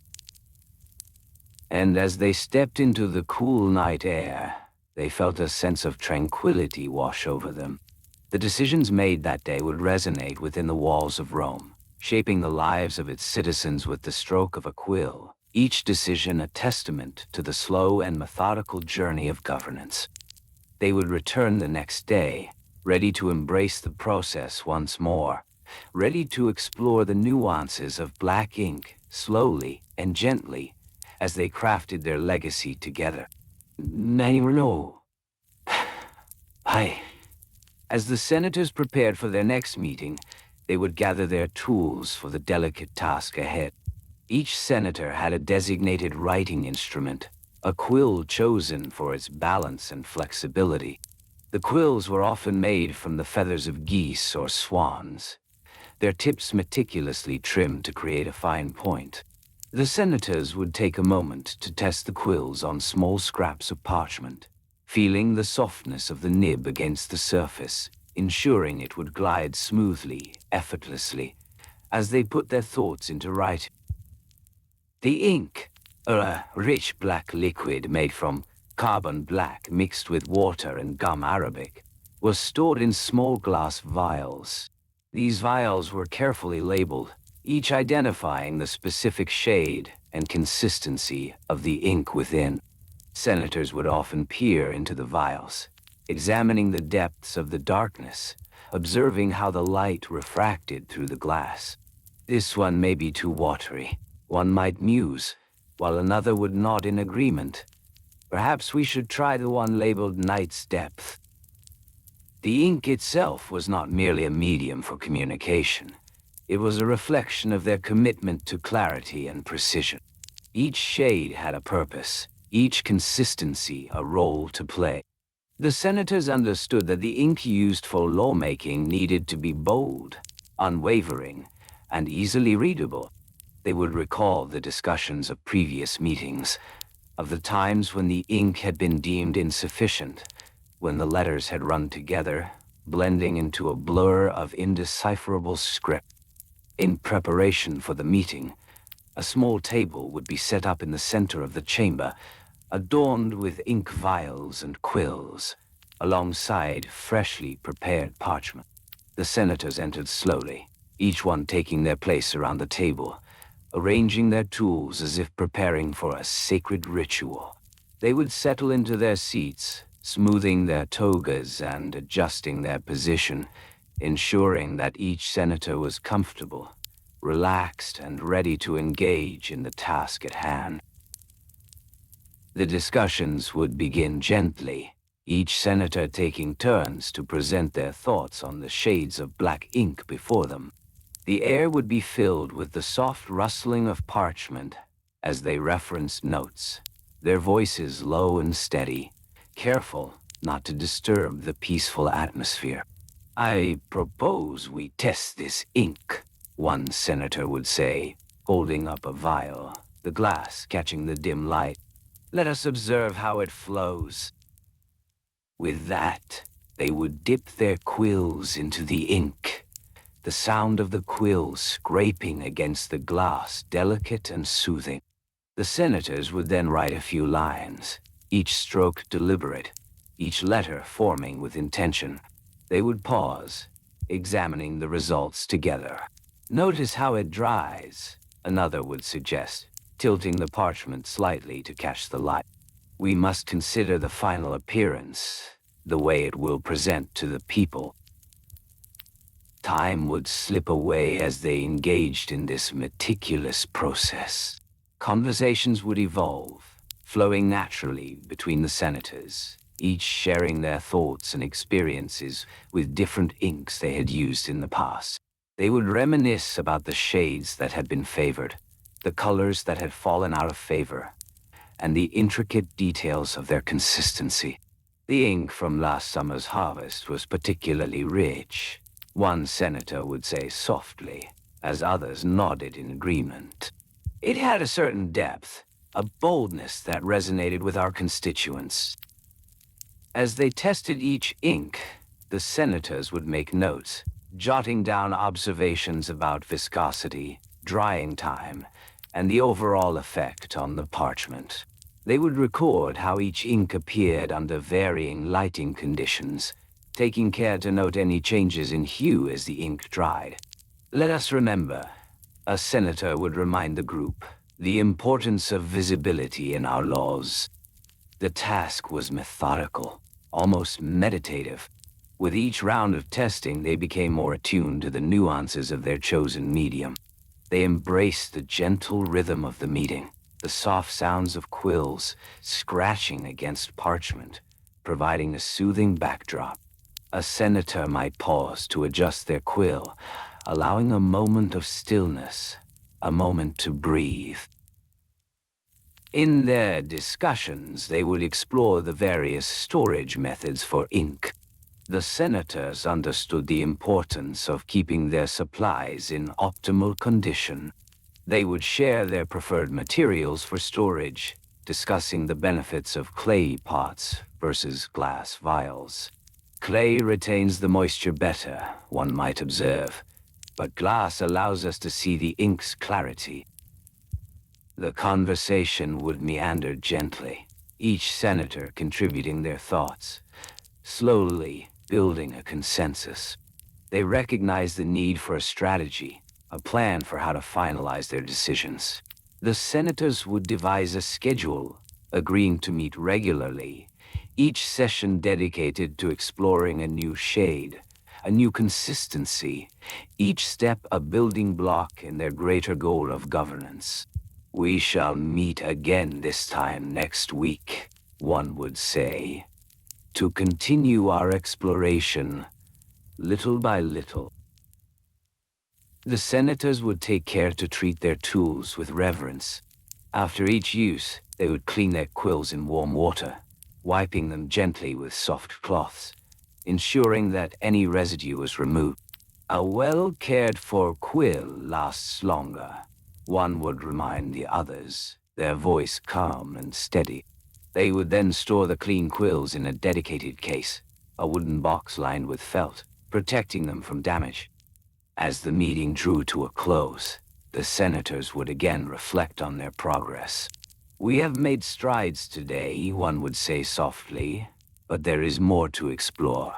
They would ready themselves for the next session, gathering their tools once more, ensuring that their ink vials were filled, that their quills were sharp, and that they were prepared to dive deeper into the world of ink selection.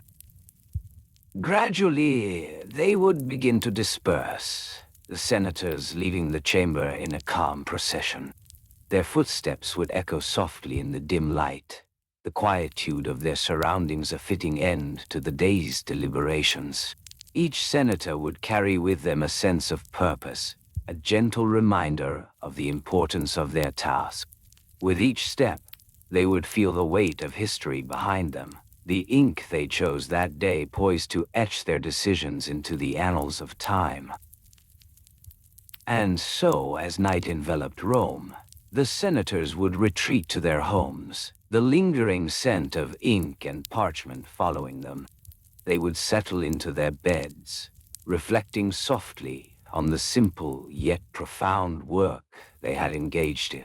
The ink they had chosen was more than just a tool. It was a vessel of their thoughts, a bridge between their deliberations and the future they sought to shape. And with that comforting thought, they would drift into a restful sleep, ready to embrace the new challenges that awaited them in the dawn. And now, as dawn broke over the city of Rome, the senators would gather once more in the chamber, the soft glow of morning light filtering through the tall windows. The air would be filled with a sense of anticipation, a gentle excitement for the task that lay ahead. Each senator would take their place at the long polished table, their quills resting beside them. The chamber would be quiet, save for the soft rustling of robes and the faint sound of parchment being laid out. A ritual that marked the beginning of their day. They would begin by retrieving their individual ink vials, each one carefully labeled with a tiny inscription indicating the shade of black within. Some senators preferred their ink to be glossy, reflecting light in a subtle sheen, while others sought a matte finish, absorbing the light with a quiet elegance. The selection process was delicate, requiring them to consider not just the aesthetic of the ink, but its practical applications as well. Once the vials were in hand, the senators would take a moment to inspect the ink within. They would tilt the vials gently, observing how the ink pooled at the bottom, how it glided smoothly along the glass. A few might hold the vial up to the light, examining the color and consistency, ensuring that it met their requirements. This was a moment of reflection, a time to appreciate the artistry of ink making. The senators would gently nod to one another, acknowledging that the ink was indeed a crucial part of their process. Next, each senator would dip their quill into the chosen vial, allowing the ink to coat the tip with a thin layer. The senators would take great care during this step. A well-prepared quill was essential. A sharp tip allowed for precise lines, while a dull quill could lead to inconsistencies in their writing. The senators would test their quills on a scrap piece of parchment, drawing gentle lines to ensure that the ink flowed freely. And then, little by little, they would begin the slow process of writing. Words would form on the parchment, their delicate strokes representing decisions and laws that would shape the lives of many. Each senator would focus intently, their brows gently furrowed in concentration, ensuring that each letter was executed with care. The rhythmic sound of quills scratching against parchment would fill the chamber, creating a soothing backdrop to their deliberations. Ding-niao. At intervals, the senators would pause, leaning back in their chairs, allowing the ink to dry, the subtle scent of drying ink mingling with the air. They would engage in quiet conversations, discussing the nuances of their choices, while others would be lost in thought, contemplating the implications of each line they wrote. The discussions would be measured and calm, reflecting the careful consideration that accompanied their decisions. As the morning progressed, some senators might pull out small cloths, meticulously wiping the tips of their quills to ensure they remained clean and sharp. This was a necessary step, one that required patience and attentiveness. The senators understood that a well-maintained quill contributed to the elegance of their script, and thus, they approached this task with reverence. Throughout the day, the senators would refer to their ink vials repeatedly, assessing the quantity of ink left within each. They would make note of how much had been used, estimating whether it would be sufficient for the day's work, or if they would need to refill before the meeting concluded. Such considerations were paramount, as running out of ink could lead to unnecessary delays, and the senators were keen to avoid any additional bureaucratic hurdles. How? The ink was not only a tool, it represented their authority, their voice, and their intentions. Each senator would take turns sharing their thoughts on the chosen shade of black. They would discuss the subtle differences. One might prefer a deeper, richer black, while another might advocate for a softer, more subdued tone. These discussions, while seemingly trivial, were vital. The senators understood that every detail mattered, and the ink they chose was a reflection of their collective decisions. Wind. As the day wore on, the senators would refer to their schedules, coordinating brief moments of rest between their writing sessions. They would sip from their cups, perhaps filled with warm water, or a light herbal infusion, allowing the warmth to soothe their throats and clear their minds. The gentle act of sipping would serve as a reminder to stay focused, to remain alert yet calm. During these breaks, they would engage in light conversation about the ink itself, sharing anecdotes of past meetings where the shade of black had been a point of contention. Some might recall how an earlier meeting had turned into an unexpected debate over the merits of various ink recipes, drawing laughter and camaraderie among them. Yet, these moments of lightness would always return to the task at hand, the selection of ink. They would delve into discussions about different suppliers, pondering the merits of particular recipes, the origins of the materials used. The senators understood that the ink's quality depended on many factors, including the source of the carbon used to create the black shade. And then, little by little, they would begin the process again. Each senator would return to their chosen ink, dipping their quills and continuing to write. The rhythm of the chamber would settle into a familiar cadence, a hypnotic flow of writing and reflection. As the sun traced its arc across the sky, the senators would occasionally glance at the parchment before them, admiring the neatness of their work. They would take pleasure in the clarity of their letters, the elegance of their script, all crafted with care and precision.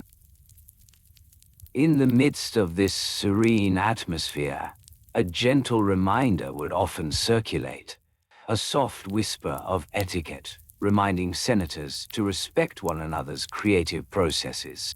They would nod in agreement, understanding that patience was a virtue in their deliberations. The hours would pass slowly, the ink drying and their discussions flowing seamlessly into one another. They would often pause to reflect on their progress, assessing whether the shade of black they had chosen was truly satisfactory. If not, they would return to the vials, re-evaluating their selections with a calm demeanor. And so, as twilight approached and the chamber dimmed, the senators would find solace in their shared experience. The ink they had chosen, the quills they had used, and the laws they had drafted would all come together to form a tapestry of governance. Each stroke of the quill representing not just a decision, but a connection to the very essence of their duty.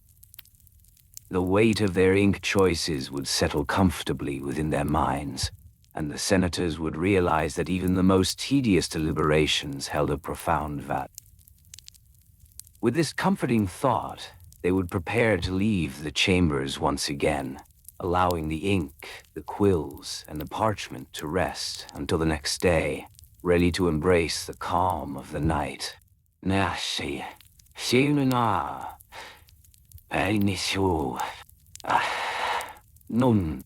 In this exploration of the Roman Senate's quill ink approval meetings, we journeyed through the delicate process of selecting the right shade of black to inscribe laws. We meandered through the gentle conversations, the repeated deliberations, and the soft murmurs of uncertainty as senators pondered over various ink tones, seeking the perfect balance. Little by little, we discovered how such seemingly mundane details shaped the fabric of governance, reflecting a time when even the simplest choices demanded patience and caution. As we gently close this chapter, imagine a quiet room where soft night envelops you, and your body sinks into a restful embrace. Let your thoughts drift like the pages of an ancient scroll, settling into a state of calm. If you enjoyed this soothing journey, please consider liking, subscribing, or leaving a gentle comment. And remember, to fully savor this experience, turn on loop so the tranquility can wash over you again and again.